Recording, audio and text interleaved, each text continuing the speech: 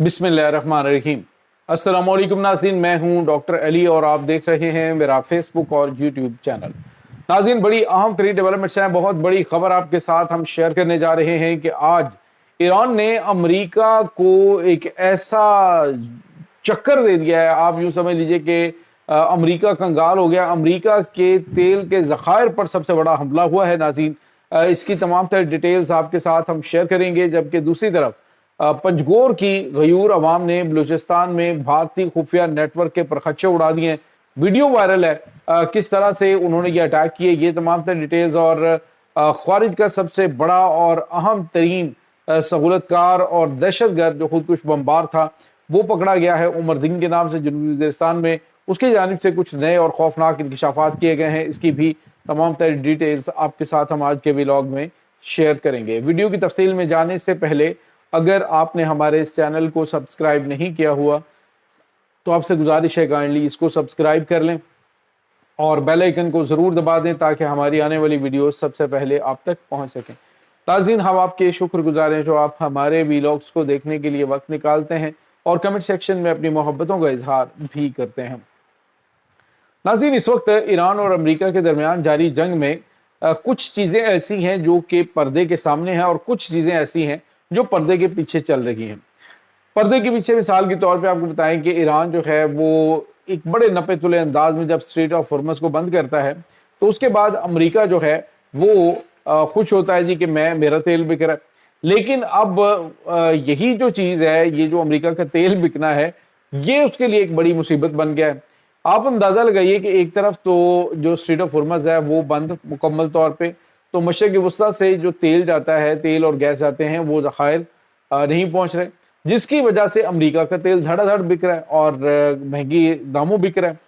लेकिन नाज़रीन, यहाँ पे अब ये हुआ है कि वॉल स्ट्रीट जर्नल की जानिब से एक रिपोर्ट जारी की गई है। उन्होंने कहा है कि अमरीकी ज़खायर ख़तरनाक हद तक कम हो गए, अमरीका के तेल के ज़खायर ख़तरनाक हद तक कम हो गए हैं। और बताया जा रहा है कि सन 2004 के बाद अब तक की ये सबसे कम तरीन सतह है जहां पे अमेरिका के ये ज़खायर तेल के पहुंच गए हैं। डेफिनेटली जब ये दुनिया में बिकेगा, इधर से तेल नहीं जाएगा तो उसको पूरा करना पड़ेगा, तो उसकी तो अपनी ज़रूरत का भी नहीं रहेगा। तो नाज़रीन, ये एक बहुत बड़ा धचका अमेरिका के लिए है कि 2004 के बाद से जो उन्होंने बहुत ज़्यादा डेवलपमेंट की थी और बहुत ज़्यादा उन्होंने मेहनत की थी, अब वो सारी की सारी खूह खाते समझने चली गई है। उसकी वजह कि ईरान जो है ना तो मिडल ईस्ट किसी मुल्क का तेल निकलने दे रहा है, जाने दे रहा है। उसकी वजह ये है कि इस वक्त सिर्फ बाब अल मंदब के रास्ते जो सऊदी अरब है उसका तेल उस रेड सी से जो निकल रहा है, गुजर रहा है, वो गुजर रहा है। अदरवाइज सऊदी अरब है, कतर है, बहरीन है, कुवैत है, इन तमाम ममालिक का जो तेल है उसके ज़खायर वो नहीं पहुँच पा रहे हैं बाहर।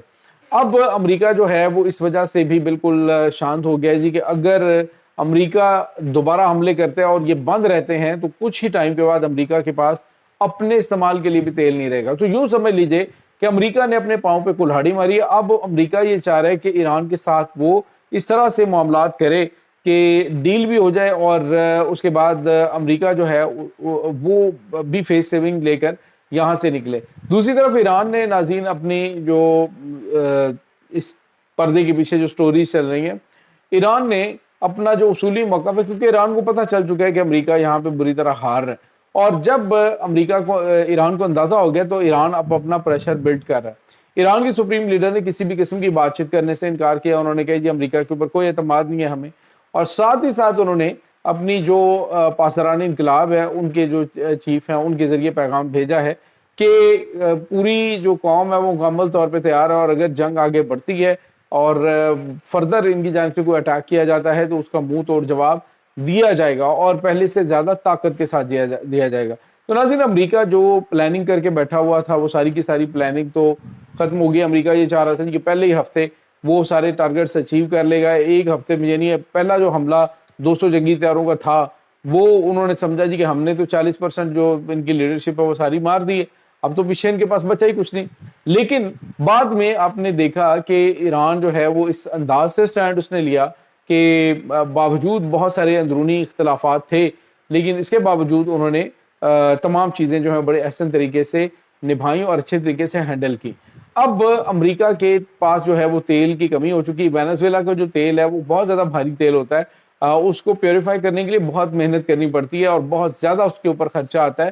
تو نسبتاً جو مڈل ایسٹ کا تیل ہے، ایران کا تیل ہے، اس کے اوپر اتنا جو ہے وہ نہیں کرنا پڑتا، خرچ نہیں کرنا پڑتا، اور یہ عالمی معیار کے مطابق ہے. اس لیے دنیا جو ہے وہ ان ممالک کا تیل جو ہے مڈل ایسٹ سے اس کو پریفر کرتی ہے. اب رہی امریکہ کی بات، تو امریکہ کے پاس جو تیل کے ذخائر تھے وہ یورپ کے لیے، یورپ کے کچھ ممالک کے لیے. اب آنے والے دنوں کے اندر رشیا جو ہے اس نے بھی کہا ہے جی اگر تیل خریدنا ہے تو آپ کو ڈالرز میں نہیں ہے بلکہ ہمارے روبلز کے اندر خریدنا ہوگا. ایران کہہ رہے ہیں ایرانی ریال میں خریدنا ہوگا، اور سعودی عرب کہہ رہے ہیں جی کہ یون کے اندر خریدنا ہوگا. تو یہ تمام تر چیزیں جو سامنے آ رہی ہیں، یہ امریکہ کے لیے ایک بڑا چیلنج ہے، کیونکہ امریکہ نے اسی پیٹرو ڈالر کے ویپن کو استعمال کرتے ہوئے پوری دنیا کے اوپر آج تک حکومت کی، اور اب عرب ممالک جو ہیں وہ ہاتھ کھڑے کر چکے ہیں کہ امریکہ ہماری حفاظت نہیں کر سکتا، لہٰذا امریکہ یہاں سے بوریا بستر گول کرے، کیونکہ ان کی وجہ سے ہمارے ملک جو ہے وہ خطرات کی زد میں، اور ایران ہمارے اوپر اٹیک ان کی وجہ سے کرتا رہا، اور آئندہ بھی ان کی وجہ سے ہی مزید کنفلکٹس بن سکتے ہیں. اسی وجہ سے دوسرے ممالک سے انہوں نے سرمایہ نکالنے کا بھی اعلان کیا ہے.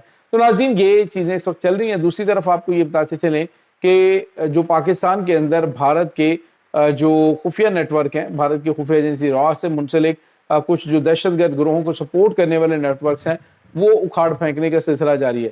آج ناظرین جو کیچ کا علاقہ ہے وہاں پر اور پنجگور کے علاقے میں جو بلوچستان کی عوام ہے، انہوں نے ناظرین فتنہ الہندوستان کے جو کمانڈرز ہیں، فتنہ الہندوستان کے جو بڑی تعداد میں سرمچار ہیں، ان کو گرفتار کیا ہے، اور گرفتار کر کے ان کو جوتے مارتے ہوئے ان کی ویڈیو بھی وائرل کی ہے، اور پوری دنیا کو دکھایا کہ پاکستانی قوم جو ہے وہ اپنی مسلح افواج کے ساتھ کھڑی ہے، اپنے ملک کے ساتھ کھڑی ہے، اور یہ جو خارج کی جانب سے پراپوگنڈے کیے گئے تھے، جو ان کی جانب سے پلاننگ کی تھی، وہ ساری کی ساری اس وقت بری طرح سے ناکام ہو گئی ہے. دوسری جانب ناظرین کچھ تازہ ترین گرفتاریاں جو ہیں وہ بنو کے علاقے کے اندر، وزیرستان کے علاقے کے اندر ہوئی ہیں، جس میں ایک خارجی عمر دین جو ہے اس نے کچھ ہوشربا انکشافات کیے ہیں.